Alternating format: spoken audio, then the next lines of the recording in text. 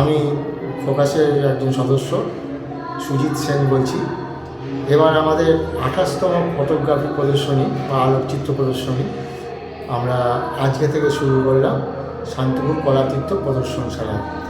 এই কলাতীর্থ প্রদর্শনশালা হচ্ছে, যদি আসতে চান আপনারা শান্তিপুর পাবলিক লাইব্রেরির একদম পাশেই দেখবেন শান্তিপুর কলাতীর্থ।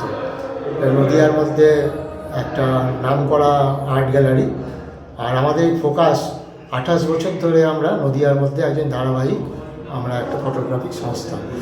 আমাদের এই সংস্থায় এবার যে ছবিগুলো আমরা দিয়েছি তার মধ্যে আমাদের মধ্যে 13 জন অংশগ্রহণ করেছেন। 13 জনের মধ্যে আমার 51টা মোট ছবি আছে।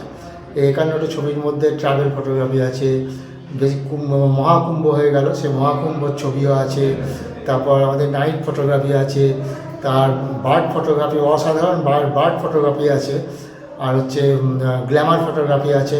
আমাদের মধ্যে যেমন বাচ্চারাও আছে, আমাদের জুনিয়র সদস্যরাও আছে, তেমনি আমাদের সিনিয়র সদস্যও আছে, আমাদের নবীন ফটোগ্রাফাররা আছে, প্রবীণ ফটোগ্রাফাররাও আছে।